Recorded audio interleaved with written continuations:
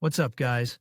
I'm Chad Barnes, and welcome to the channel. Here, it's all about real car talk, from simple fixes to smart driving tips and keeping your ride in top shape. If that sounds good to you, go ahead and give the video a thumbs up. Hit that subscribe button, and make sure you watch all the way through. There's a lot of good stuff coming. Let's get to it. Siberia and race. Surely someone has already noticed that the name of the race, Power of Siberia, coincides with the name of the main gas pipeline for gas supplies from Yakutia to the Primorsky Krai and the countries of the Asia-Pacific region. The coincidence, of course, is not accidental. The fact is that the general partner and co-organizer of the event was Gazprom Transgaz Tomsk, which celebrates its 45th anniversary this year. So Power of Siberia is a name with many meanings, and very appropriate for both the gas pipeline and the sporting event. The race was organized by the non-profit organization Interregional Association of Rally Raid Athletes. It would seem, why did they choose Tomsk in particular? In fact, it makes sense too. Siberia is a beautiful region, but remote from the center. And, unfortunately, many events simply do not reach it. So the idea of coming to Siberia ourselves seems great to me personally. Athletes are stubborn people, they don't care where to go, as long as they go, and the people of Tomsk will be pleased. I will not bore readers with a boring story about the regulations of the race, not everyone is interested in it. So let's do it this way. I will tell you in detail how our crew passed all the stages of the competition, and in the end a complete picture of the event will be formed. And it will be especially interesting for those who suffer from blood detonation in their veins, as we were driving in P3K, third category rally. Anyone could be in our place. This is an amateur race, not a professional one, so no one will ask for professional licenses. Although, admittedly, there are plenty of other requirements. I even had to breathe into a tube. Anyway, let's go. Day 1. So, opened the program for Friday and Red, grand opening of the off-road tournament, Power of Siberia, on rally raids and pet races. Parade of participants, autograph session, photo session. Well, it's great, but that's not all. Before the grand opening we have to pass 2 checks, administrative and technical. Therefore, right from the morning we go to the place of the event and start a powerful bureaucratic movement. Alas, there are a lot of documents to fill out. The matter is complicated by the fact that my comrade, the second crew member, Konstantin from Jeep System, is not around. So I have to fill in the applications for both myself and him. And a little easier to swallow this bitter pill helps to realize that next to the same table Armin Puzian and Kirill Shubin fill out their documents. And these people, by the way, brought prize-winning places on the Rally Silk Way, became the owners of the World Cup in Baja, winners of Dakar and winners of the stages of the Championship and Cup of Russia.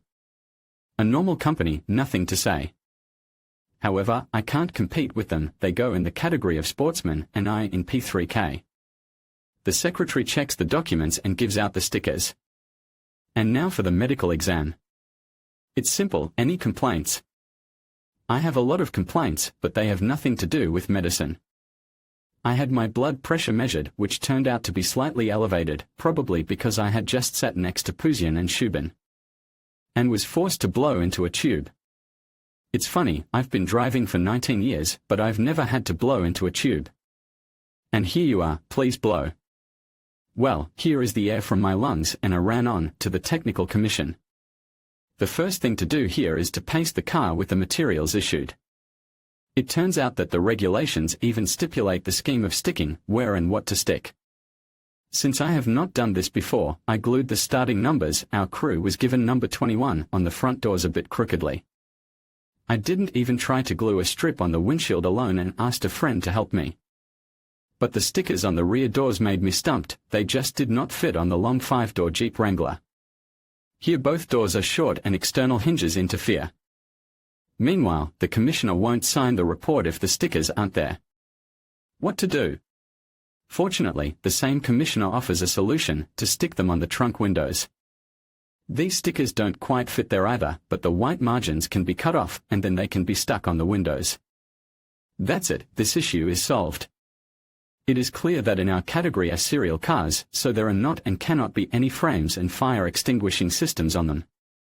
Nevertheless, the commissioner checks the car documents, MTPL policy, first aid kit, emergency stop sign, rope and fire extinguisher. That's enough. And the main thing is that this is the end of all checks. You can rush into battle. But first, the grand opening of the race. Here, in general, there is nothing complicated. You have to drive through the corridor of sponsors and partners' flags, put your car in a row with the cars of other participants, then go to the stage.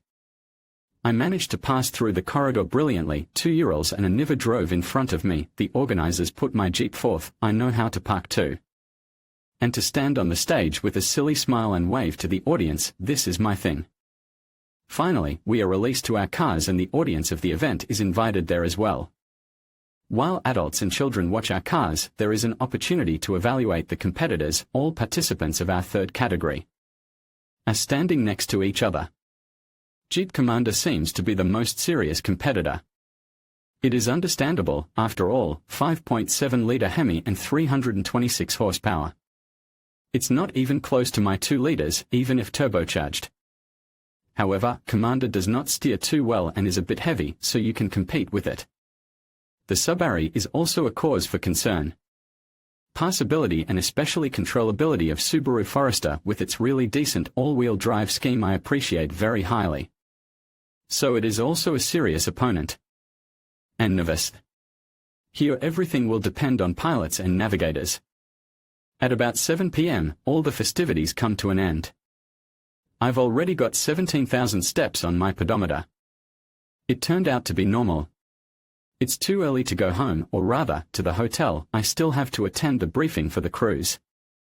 And it is very important for one simple reason: we should be given road books.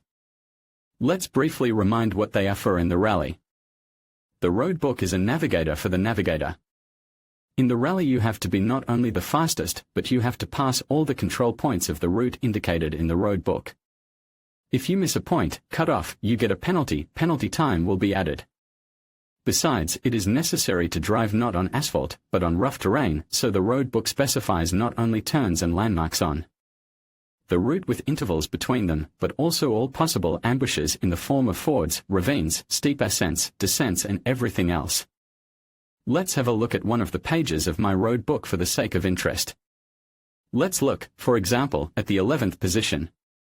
The total distance to it from the start is 3.97 kilometers, from the previous 10th position, 780 meters. The direction is shown straight ahead with a blue arrow. The red curve is the pit marking. 1 exclamation mark, danger 1, I. East you can drive, but be careful, there are also danger markings. And there is no additional information here, but the navigator can make his own note here if he wishes.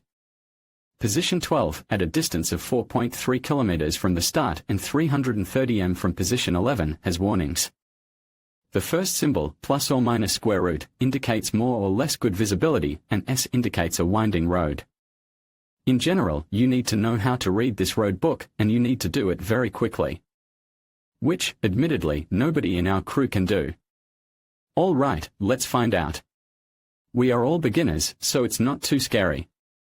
Meanwhile, the race director, and this is Alexander Grachev, a very well-known person in the world of motorsport, draws our attention to the list of checkpoints of our special stage. There are changes in it. Instead of 19 they became 16, and the distance was reduced from 66 to 55 kilometers. Why? Because it rained all day long. Our rally raid track has become a trophy raid track, and it is very sad. We are warned that it will be very difficult to drive, and probably impossible in some places. We are a bit downhearted. Getting a Jeep on highway tires into the mud is not a difficult task, especially for our fantastic crew. But getting it out of there would be difficult. Right, tomorrow, we'll see what happens. In the meantime, we should stop at a gas station and go to bed from there. It's good that the fuel issue was solved for the whole time of the road and the race. We used the Yandex refueling service, which helped us to save a lot of time and money and earn a bunch of points that can be spent on anything you want in gas stations and related services. So we open the navigator, look for the nearest gas station. There are more than enough of them, fill up and go to the hotel. Tomorrow we have a hard day ahead of us. Day 2 we start the morning not in the city center, but on the track near the village of Berezkino. The start of the race is scheduled for 9 a.m., but this is for sportsmen. We, amateurs of the third class, or rather, category, start only at 12:30. And everything would have been fine, but the damned rain completely spoiled the track. We look longingly at how the athletes go to the start. They have nothing to be afraid of on prepared cars and especially on buggies, and I am not talking about Ural trucks at all. They were made in my ass for such roads. But what will it be like for us? Although it is still early for us to go out, we have to qualify. And here I got a blow, we will not go in the race. Alas and ah, this Jeep is not mine, and it is not for me to decide whether it can be banged against trees in the impenetrable mud. But if we are a crew, we have to make decisions together. It's a shame, of course, but we had to make a decision. And to make a conclusion for the future, it is necessary to take toothy off-road tires to such events. Of course, it would be silly to put them on at once, it would be unpleasant to drag from Moscow to Tomsk on them. It became very sad and frustrating, but what can you do? However, the track for qualifying is here. At least we have to drive here. The first lap goes my teammate, the second, me. My partner went fast, 2 minutes and 40 seconds. I didn't want to get in the mud, so I didn't spare the car on my lap. And I got the same result, 2:40. As a result, we could have taken the second starting place, only the commander with Hemi was faster than us. But alas. By the way, a couple of words about our Wrangler. Yes, it is a bit difficult to drive it on wet mud, but in principle it is quite possible. The main thing is to do it in manual mode, to switch gears by hands and to disable stabilization system. Personally, I was not very satisfied with the work of automatic transmission, the box lags when pressing the gas pedal, and I did not immediately get used to work with the pedal ahead. However, it is probably possible to get used to it. Well, and stabilization simply suffocates the motor and does not give normally to enter a turn and then to leave it. A couple of times I managed to break through the rear suspension, strangely, but the front one turned out to be more resistant to a certain amount of mayhem. But hardly a person in a normal mental state will race so off-road, and in other modes the suspension is enough with reserve. Especially that on this generation it is noticeably more comfortable than the old suspension of the previous generation JK. And here also useful chip of Wrangler helped, possibility to monitor the temperature of coolant, engine and gearbox oil and oil pressure. In general, there was nothing more for us to do at the race. In the evening, the amateurs who had ventured out to the rally raid started to arrive, though not all of them came back on their own. But the results will be available only tomorrow. Tomorrow there will also be pair races, which we also wanted to watch. Unfortunately, we can't participate in them, only sportsmen and Urals are going. Day 3 it rained again. The sun looked out only in the evening, when everything was over. Although the rain did not behave like a pig and sometimes paused. And we stood and watched how the Urals were floundering in the mud and the buggies and a single sport UAZ were flying. I don't know how my comrade looked at it, but I looked at it with envy. Pairs racing is very entertaining. Especially if it takes place in mud. Plaster of earth and liters of water flying in all directions, cars occasionally stand sideways in addition to the desire of the pilots. But the pace is still very high. And what is interesting, here you can see the result at once, you don't have to wait several hours until the end of the race and the judge's decision, as it happens in Baja. There is also the support of spectators and the heat of passion, everything that sports commentators of various degrees of shabbiness are sure to talk about. And it's hard to say who is more interesting to watch. Of course, a buggy is fast, but it is also very exciting to watch how the Ural ate its own pipe with its turbine at the next set of speeds and, releasing clouds of black smoke, pierced the ozone layer above itself. On a buggy, as it seemed to me at first, only absolutely crazy people who are not happy with life can race like that. During personal communication in the hotel I changed my opinion, it turns out that they are very interesting people who even sometimes love life, but at the race they are possessed by demons. I was especially impressed by a young debutant from TM Team, Rustam Galiev, who immediately on the first day made ears on his BRP Cannon Maverick, but in a few minutes already continued the race and eventually took the prize-winning place. On the track he is a bit crazy, but in life he is pleasant, quiet and modest. Surprising, but true. As a result, the places were divided as follows: first place in the pair race, Marat and Ilsa Galiev's TM team, Kazan, and 2 classification. Armen Puzian and Kirill Shubin, Nikusi, Street. Petersburg, 3rd category rally, Yevgeny Grashevsky and Denis Malkov, Tomsk, Urals in P3K, Alexei Lukovsky, Tomsk, pair race. On Urals, Renat Ladupov, Tomsk. All of them, of course, are good, but the rest of the participants deserve respect too. It's not evening yet. Yeah, it was a shame, we could have driven ourselves. But what can you do? After all, Oleg Michaev somehow sang it quite right, and, indeed, then everything sighs, you remember again that you're alive, and that's when a man gets drunk and doesn't want to go home. I experienced exactly the same thing before I got off the plane from Tomsk. It would have been an unforgivable waste of time to return to Moscow by car. Something, of course, didn't work out, but that something is secondary. The important thing is that there was a moment when I thought that everything we had done had been done for a reason. That moment came when we set up the cars for the public to examine them on the first day of the event, at the opening ceremony of the race. Do you know how much joy the kids had when they were allowed to drive? I haven't seen such a concentration of happiness in a long time. One kid looking at a Wrangler told his mom that the history of these Jeeps began during World War II. And that Jeep and Willis in the 40s were the same thing. And he also brought up the Bantam, which not everyone knows about. I almost wept. This is a very cool kid. She asked him how he knew all this. The answer was simple, he'd read it. Can you believe this kid read about Bantam? I hope his dream will come true and he'll someday be banging away in some rally raid. He's got it all ahead of him. And for moments like that, I'm willing to go anywhere. But the race? Maybe next time. As we wrap up our journey through the Power of Siberia race, it's clear that the finish line is not just a destination, but a horizon. That inspires us to push our limits and embrace new challenges.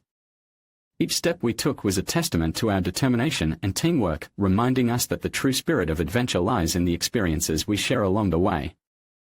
Thank you for joining us on this incredible ride, and remember, the horizon is always calling us to explore further. Until next time, keep chasing your dreams and reaching for your own horizons.